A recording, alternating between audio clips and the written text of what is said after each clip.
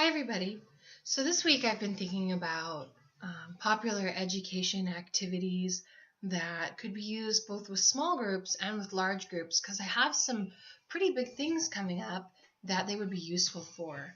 So in my internship, we're part of some community work groups that we've started, and this is me and my task supervisor at the head of it.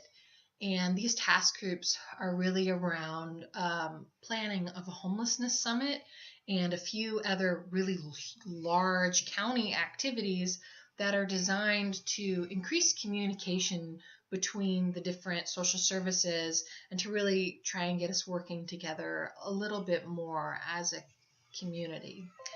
One of the issues that we're running into within the work group is this is like 8 executive directors or other, big community leaders all in the same group.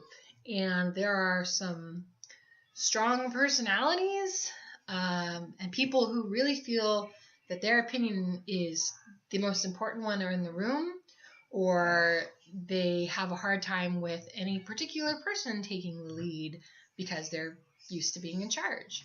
So for this instance, I was thinking popular education would be a really good idea to kind of get everything on the table related to barriers to services that I keep hearing snippets of in the work groups. People keep bringing it up. It's not on the agenda. And I think this would be like a cool, maybe 20-minute activity, maybe more, to get it all out. And then it could be us planning what would be a later activity for the actual homelessness summit, because I think it could easily be adapted for a much larger group. So I was thinking about the video this week that had, it was the 15-minute video, I think. I don't know. It was the short one.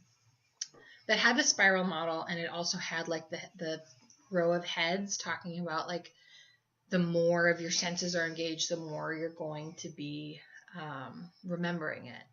So as far as getting the most senses engaged, I thought it would be fun to start with the first step of the spiral model by having big white pieces of paper, like butcher paper, taped up around the room, and having sets of colored markers in front of each piece of paper, like stations. So everybody loves a packet of markers and a big white piece of paper. There's just something about it. It's like third grade all over again.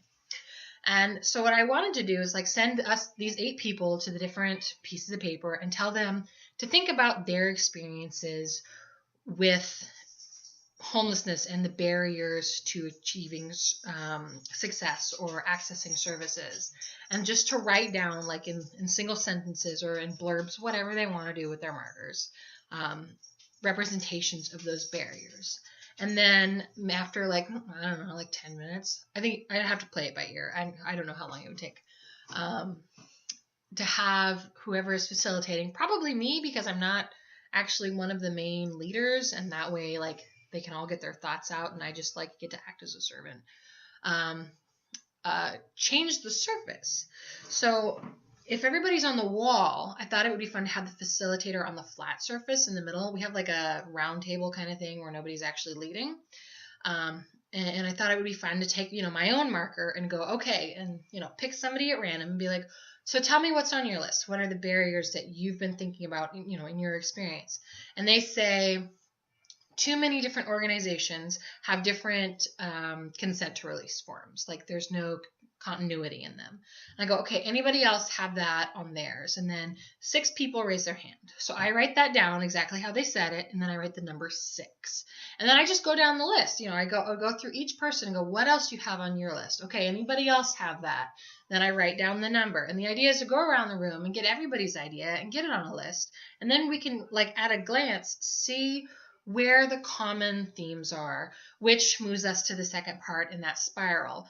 And then I would move on to the third step by saying, okay, this is what we have. Is there anything else? Are we missing anybody? Is anybody flashed on a new idea?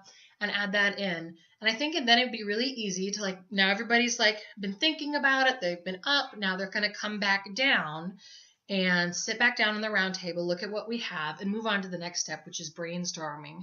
And that would be, okay, now what do we do about this?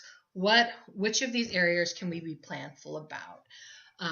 And not too much is going to get done in the work groups. This is just a practice for the much larger homelessness summit, where I would like to do the exact same activity, but with groups. Like, okay, everybody from this organization to that piece of paper, 8 people to that piece of paper, and do the same thing. And obviously that will take a lot longer.